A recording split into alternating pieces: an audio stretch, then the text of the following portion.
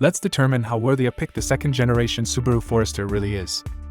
We'll take a closer look at the Japanese spec version of this popular SUV, or perhaps more of a versatile station wagon. Model overview and key specs. The model you're looking at is the SG5, SG9 generation, which was produced from 2002 to 2007. Here, we're examining a model that received a facelift in 2005. This particular variant is the Cross Sports, which features a factory-lowered suspension. You can easily spot the changes brought by the facelift: different headlights and a different bumper. Less noticeable differences include new front wings and bonnet. Further changes at the rear include a different rear light cluster design and a redesigned lower windscreen trim. Many more changes have been made to the interior and mechanics, although these are less obvious on first glance. The Forester is synonymous with practicality and the distinctive characteristics of Subaru. It is exceptionally graceful and easy to handle, offering great agility around town. It is not too cumbersome like a typical SUV usually is, since it only requires 5.4 meters to perform a U-turn. Admittedly, its somewhat estate car-like silhouette makes it seem far smaller than its dimensions suggest. It is 4.48 meters long overall, 15 centimeters longer than the third-generation RA4. At 159 centimeters, it is 9 centimeters shorter than the aforementioned RA4.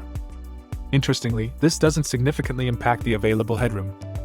At 173 centimeters wide, the Forester is also 8 centimeters narrower than the Toyota. Classifying this car is certainly not straightforward.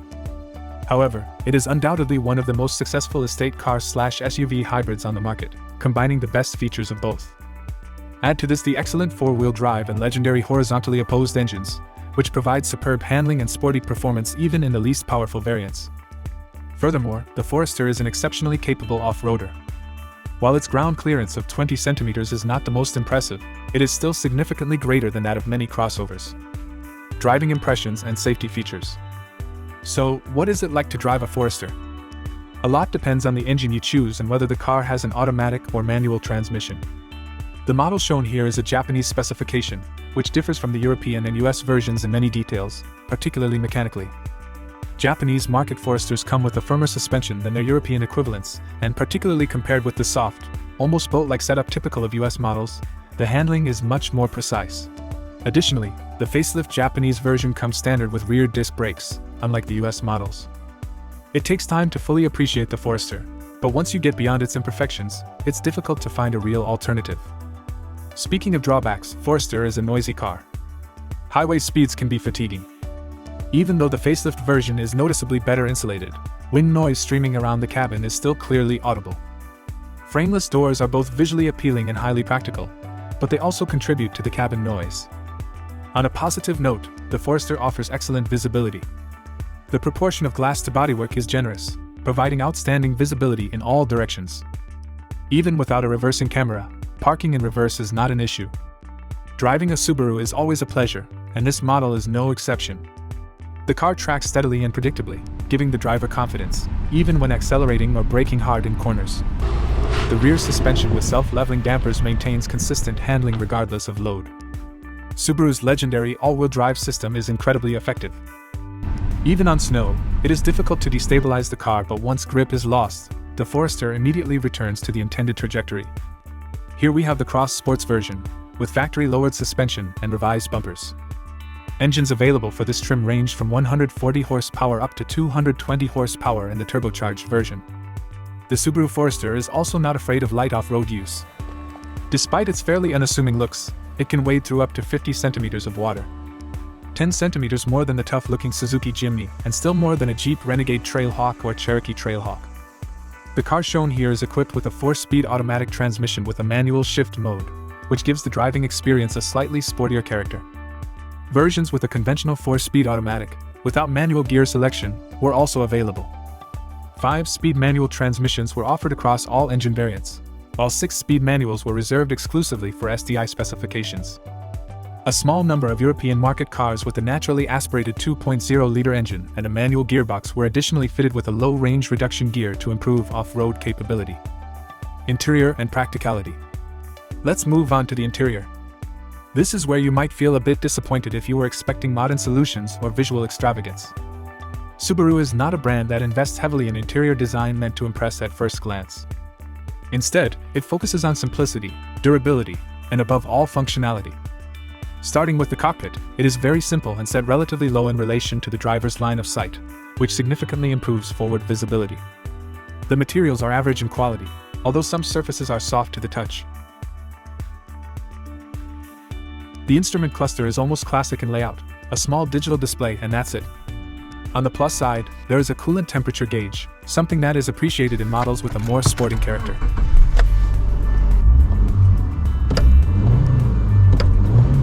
The seats in this specification are not exceptionally comfortable, but at least they do not suffer from the short seat bases that are so common in many Japanese cars. The upholstery shown here is unfortunately quite prone to wear, although it is easy to clean. The driving position itself is comfortable.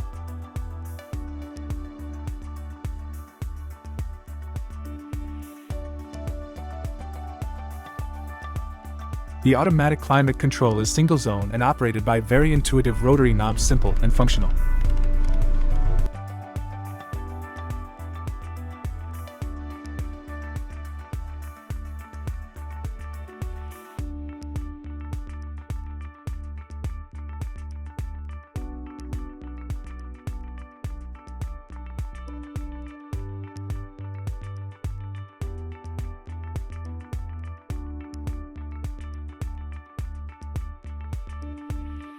Rear seat comfort is decent, although legroom is limited by the central tunnel, so the back seat is best treated as suitable for 2 passengers rather than 3.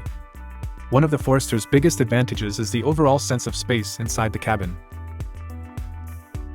Large glass surfaces and a high roof make the interior feel genuinely open and comfortable. Now let's move to the luggage compartment. There are plenty of positives here as well. The tailgate opens high, and the loading sill is low. The boot has a flat floor, a regular shape, and offers very good capacity. In the standard configuration, it holds 406 liters up to the window line and around 870 liters up to the roof. The cargo floor measures 91 centimeters in length and 102 centimeters at its narrowest point between the wheel arches. With the rear seats folded, capacity increases to 1525 liters, and the usable load length grows to 176 centimeters. Price at BEFORWARD. Similar Subaru Forester you can buy at BEFORWARD.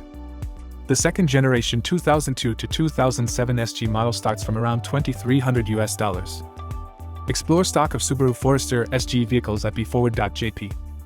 The right one might be closer than you think. Check the link in the description below for current stock and pricing. Our inventory is updated daily. Engines, performance, and fuel economy. When it comes to engines, the Subaru Forester offers a very wide range, depending on the target market. In this generation, all engines are petrol units, the legendary horizontally opposed boxer engines, available in both naturally aspirated and turbocharged versions. For the Japanese market, only a few of the 7 globally available variants were offered. The base engine shown here is the 2.0-liter producing 140 horsepower. There was also a turbocharged 2.0-liter version with 220 horsepower, as well as a turbocharged 2.5-liter engine producing 265 horsepower. A real highlight is the most powerful Forester SDI, available exclusively with a 6-speed manual transmission. Regardless of which engine you choose, the Forester is enjoyable to drive. It feels light, accelerates eagerly, and responds quickly to driver inputs. You do, however, need to accept relatively high fuel consumption. That said, considering the permanent all-wheel drive and the engine displacement, it is not unreasonable. The manufacturer's claimed average fuel consumption for the weakest 2.0-liter EJ20 version shown here is around 7.7 liters per 100 kilometers. In city driving, figures can be significantly higher by as much as 30%, while on the open road it is possible to drop to around 6.5 liters per 100 kilometers with a calm driving style. The fuel tank capacity is 50 liters or 60 in SDI. Common issues: reliability and maintenance. Foresters are generally seen as very reliable cars, but they do need proper, regular servicing, exactly as the manufacturer recommends. If maintenance is neglected, repairs can get expensive. Common problems include head gasket failure, which can lead to overheating and high oil consumption. In more serious cases, you can also see loss of compression due to valve or cylinder head damage, and that usually means a costly engine rebuild. Wheel bearings can also wear out prematurely, and corrosion often appears on the exhaust system and the underbody. On the other hand, a well-maintained Forester pays you back. Look after it properly, and it can cover hundreds of thousands of kilometers with few issues, while still delivering real driving enjoyment. If you're looking for quality car at great price, visit BEFORWARD.JP. We offer a vast selection of vehicles to suit every taste and budget. You can also send your inquiries to top@BEFORWARD.JP.